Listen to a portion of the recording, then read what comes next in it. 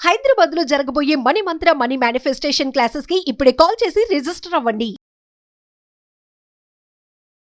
నమస్తే రమగారు. నమస్తే జయ. రమగారు, భయం, ఆందోళన, అలానే నిరాశ మహిళల్లో కొంచెం ఎక్కువగా కనిపిస్తా ఉందండి. ఎందుకు ఎక్కువగా పెరుగుతున్నాయి అంటారు?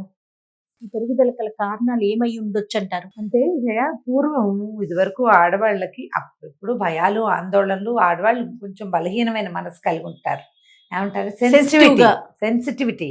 బలహీనం అంటే వీక్ అని కాదు, అది సెన్సిటివ్ గా ఉండటం వల్ల కొంచెం తొందరగా భయపడ్డము, పిల్లల క్షేమం పట్ల, కుటుంబ క్షేమం పట్ల, భర్త క్షేమం పట్ల, ఆర్థిక అభద్రత పట్ల బలహీనంగా ఉన్నా కూడా, సున్నితంగా ఉన్నా కూడా, ఏదైనా విపత్కర పరిస్థితి వస్తే నిలబడి ఎట్లాగొట్లా పిల్లల్ని బతికించుకుని జీవితానికి కావాల్సిన దిటవు సంపాదించుకుని ఉండే వాళ్ళని మనం లక్షల్లో చూసుంటాం.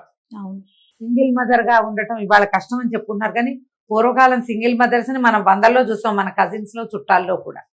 తండ్రులు ఉండరు, తల్లులే పిల్లల్ని పెంచుకుంటారు, ఎట్లాగొట్లా పైకి తెచ్చుకుంటారు, కష్టపడతారు దానికోసం, ఎప్పుడూ అలవాటు లేని పనులు కూడా చేస్తారు. పాపం స్ట్రాంగ్ అయిపోతారు, బేసిక్ గా బలహీనంగా ఉంటారు, వీక్, భయపడతారు. ఉండేది ఇదివరకు.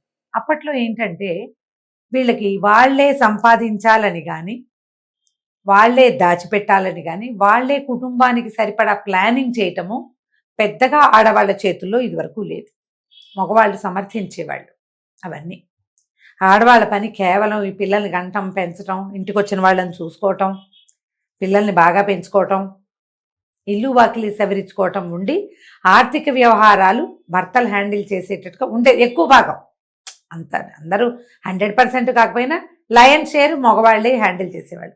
ఒకవేళ భర్తలు లేని పక్షంలో ఆమె పుట్టింటి వాళ్ళ అన్నదమ్ములో, ఆమె తండ్రో, లేకపోతే అత్తవారింట్లోని మరుదులో, బావగారులో, మావగారులో ఎవరో చూసి పై ఎత్తున వాళ్ళుండి, మొగదక్షతగా వాళ్ళుండి వీళ్ళు హ్యాండిల్ చేసుకునేవాళ్ళు. క్రమంగా ఎలా అయ్యాము మనం? చదువు, ఆడవాళ్ళకి ఉద్యోగాలు, ఆర్థికపరమైన అన్ని రకాలుగా స్వావలంబనగా ఉండడం, అవి వచ్చేసినాయి. అవి వచ్చినాయని ఇవి పోయినాయా మనకి? ఇల్లు బాధ్యత ఎక్కడ పోయింది రమ్మగారు? పోలేదుగా. ఇప్పుడు ఏమైంది? డ్యూయల్ రోల్ చేస్తున్నాం మనం.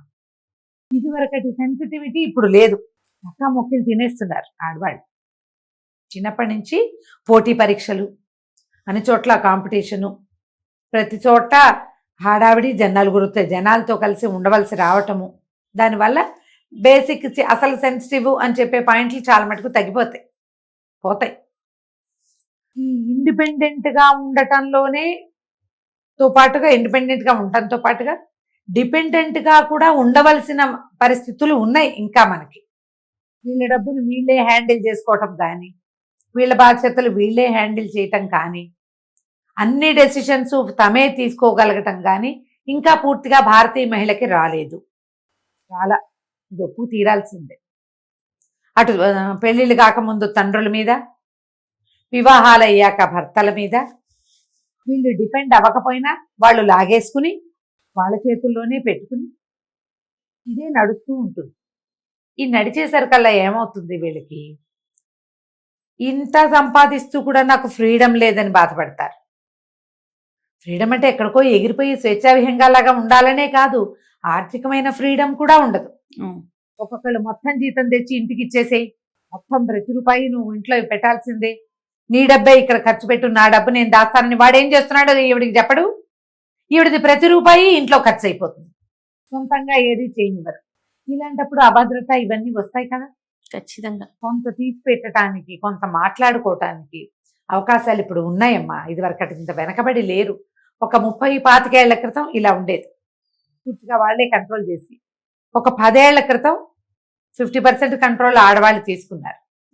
ఇప్పుడు ఏమవుతోంది? దీనికోసం టగ్ ఆఫ్ వార్ అయిపోయి పెళ్ళిళ్ళు, విడాకులు, మధ్యలో పిల్లలు నల్లిపోవటం, ఇది వచ్చేసి. విడాకులు లేవనుకో, ఒకవేళ లేవు, పెళ్ళిళ్ళే ఉన్నాయి. విడాకులకు వెళ్ళేవాళ్ళు వాళ్ళ భయాలు, వాళ్ళ బెంగలు వేరే ఉంటాయి. సింగిల్ మదర్షిప్తో కష్టపడతారు. ఈ ఫ్యామిలీతో పాటు ఉండేవాళ్ళు అనుక్షణము నలిగిపోతూ ఉంటారు. ఎంత పెనుగులాటో అది, సొంతంగా డిసైడ్ లేనందుకు పెనుగులాట, తమ డబ్బు తమ కంట్రోల్లోనే లేకపోవటం వల్ల పెనుగులాట, ఎంతసేపు వేరే వాళ్ళ అదుపుని ఎంత ఎప్పుడు భరించాలి, ప్రేమతో భరించాలి అలాంటివి చెప్తారు. కానీ ఈ ప్రేమలు అవన్నీ డబ్బుల దగ్గర కాదమ్మా. అసలు అది ప్రేమగా ఉండదు. నిరంకుశత్వంగా పరిణమించేస్తుంది. మొదట ప్రేమ, తర్వాతే నిరంకుశత్వం, తర్వాత కంట్రోల్. ఇప్పుడు పిల్లల కోసము, కుటుంబం కోసం, అమ్మా నాన్న పెద్దవాళ్లను తమే ఒంటరిగా ఉండలేమను, లేకపోతే మనం ముందు అనుకున్న ప్రీవియస్ మ్యాటర్ ప్రేమ ఉంది కదా, భర్తల మీద ప్రేమాతిశయము, వారిని విడిచి ఉండలేని ఒక దౌర్బల్యము, వీటితోటి పెనుగులాటకి గురైపోతారు. ఉండాలి, ఉండలేము, ఒప్పుకోవాలి, ఒప్పుకోవద్దనిపిస్తూ ఉంటుంది లోపల. ఎప్పుడు ఈ పెనుగులాట నడుస్తూ ఉంటే వీళ్ళకి భయము, బెంగ, అభద్రత సహజంగా వస్తాయి. ఇన్సెక్యూరిటీస్.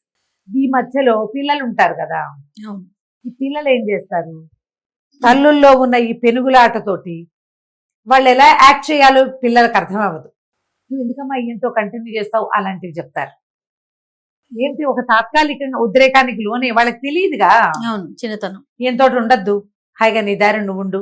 వాళ్ళకి తండ్రి కావాలి, కానీ అమ్మ పెనుగులాటను చూస్తూ ఉంటారు పాపం వాళ్ళు.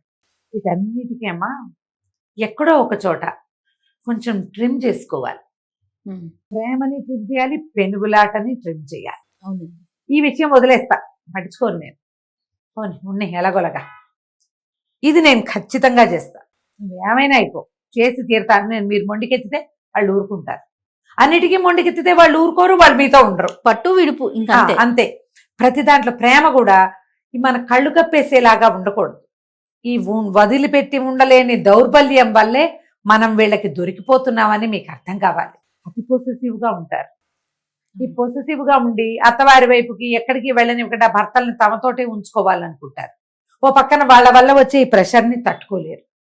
కొద్దిగా అది వదిలేయండి, కొన్ని ఇక్కడ కట్టేయండి. ఇది చెప్పినంత సులువు ఖచ్చితంగా కాదు, దానికి చాలా ప్రాక్టీస్ కావాలి. దీనికి మీరు నిరంతరం మేధోమథనం చేసుకుంటూ ఉండాలి. ఎవరికైనా మీ బదులు మేము చేయంగా, అదే కదా. మీ బదులు అన్నం ఎవరు తింటారు?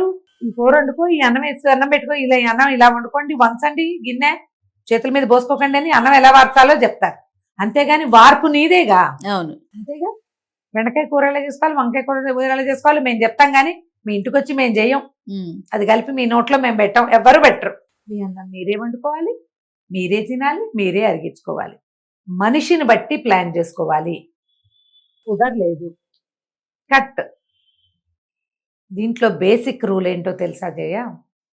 ఎప్పుడు కూడా మగవాళ్ళని వెంబడపడి, ఇది ఆడవాళ్ళకి చెప్తున్నానమ్మా, వాళ్ళు మనకు కావలసినట్టుగా ఉండాలని అనుకోవద్దు.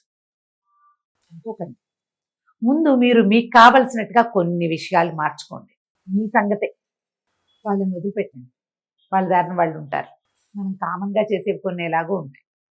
మీరు సొంతంగా గ్రూమింగ్, మీకు మీరు తయారవటం, మీకు ప్రత్యేకమైన స్నేహాలు, ఇది ఇతరత్రా పిచ్చి వేషాలు కాదండి, సాధారణ స్నేహాలు. ఆడవాళ్ళు చేయగలిగేంత, అంటే జీవితాలు పాడు చేసుకునే వైపుకు వెళ్ళద్దు. సొంతంగా ఒక యాక్టివిటీ, ఒక ఐడియా, ఒక గ్రూపు, ఎక్కడికైనా ఓ ట్రావెల్ చేయటం నలుగురితో కలిసి, ఇలాంటివి చేస్తే మీరు ఇండిపెండెంట్గా అవుతారు. మీరు తన నుంచి సెపరేట్ అయ్యారని, మీరు తనని నాగ్ చేయట్లేదని అర్థమైతే ఆటోమేటిక్గా అటెన్షన్ పోయింది తమ మీద అని అర్థమైతే మగవాళ్ళు కొంత దారిలో పడతారు. ఓకే, చాలా సింపుల్ ప్లాన్. ముందు మీ సంగతి మీరు చూడండి. మీ ఆరోగ్యం, మీ యోగా, మీ జిమ్ము, ఇవన్నీ చేసుకుంటుంది, మొగుడిని పట్టించుకోదు అని చాలామంది చెప్తారు. మొగుడిని పట్టించుకోకుండా కాదమ్మా, మామూలుగా మన హౌస్ హోల్డ్ అన్నీ చేసుకుంటూనే మీ సొంతంగా మీకోసం ఓ గంట ఓ యోగా క్లాసు, ఓ నాలాంటి వాళ్ళు ఎవరో దొరుకుతారు కదా ఓ పాఠం చెప్పేవాళ్ళు, మీది క్లాస్. దానివల్ల ఏమవుతుంది, మీ వ్యక్తిత్వం పదునెక్కుతుంది.